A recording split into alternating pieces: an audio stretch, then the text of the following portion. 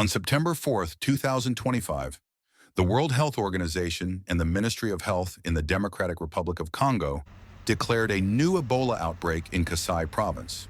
This marks the 16th outbreak of Ebola in the Democratic Republic of the Congo since the virus was first discovered nearly 5 decades ago. The announcement sent shockwaves through public health circles. For some, Ebola is just a scary word they've heard in the news. For others, especially in Africa, it's a painful memory of loss and fear. But what exactly is Ebola? How dangerous is this new outbreak? And what lessons can we learn? Welcome to Pulse Point. Today, we're breaking it all down in Ebola 101. So what is Ebola? Ebola is a viral hemorrhagic fever, which means it's a severe illness that causes fever and bleeding. The current outbreak has been confirmed as the Zaire strain, the deadliest form of the Ebola virus known to humans. The virus was first identified in 1976 near the Ebola River in what is now the DRC. That's how it got its name. Now, how does it spread? Unlike the flu or COVID-19, Ebola is not airborne. You can't catch it just by breathing the same air.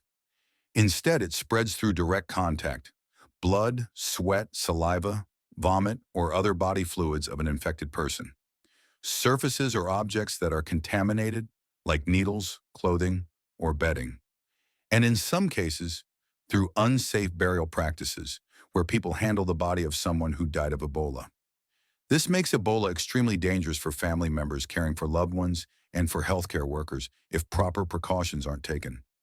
What are the signs and symptoms of this gruesome disease? Symptoms of Ebola usually appear between 2 and 21 days after exposure.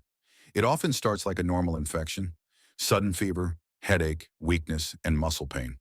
But within a few days, things can escalate: vomiting, diarrhea, skin rash, and in severe cases, bleeding from the eyes, nose, or mouth. The disease doesn't stop there. As the infection spreads in the body, it attacks multiple organs, leading to organ failure, shock, and death. Historically, the fatality rate has ranged from 25% to as high as 90%, depending on the outbreak and the healthcare available. In Kasai province today, the rate is about 54%, which is already devastating. Let's look closer at the outbreak happening right now. The first identified case was a 34-year-old pregnant woman admitted to Bullepi Hospital on August 20th. She arrived with fever, vomiting, and hemorrhage. Despite treatment efforts, she died on August 25th. By early September, at least 28 suspected or probable cases had been reported, with 15 deaths.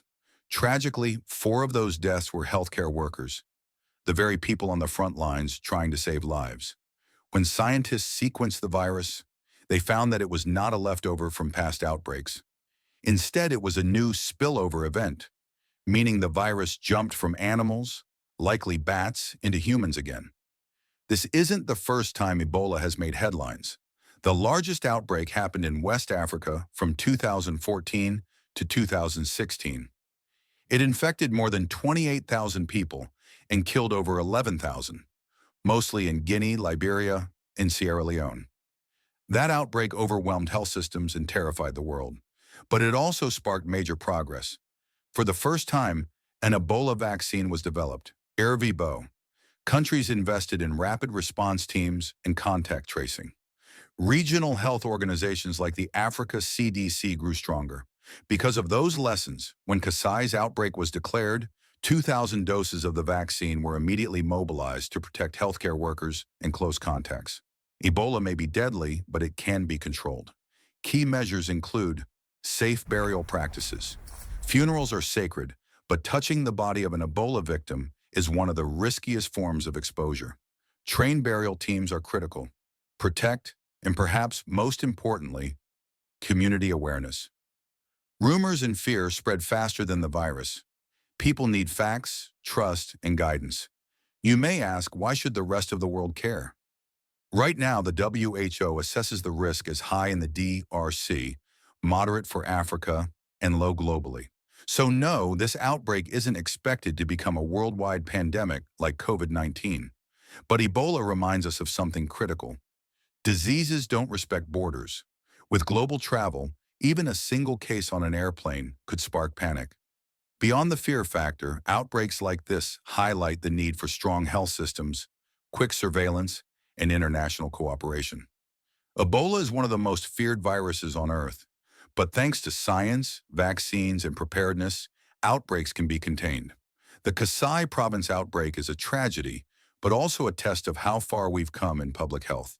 Here at Pulse Point, we'll keep following this story, because knowledge is the first step in fighting fear. Stay informed, stay safe, and as always, let's spread awareness, not panic.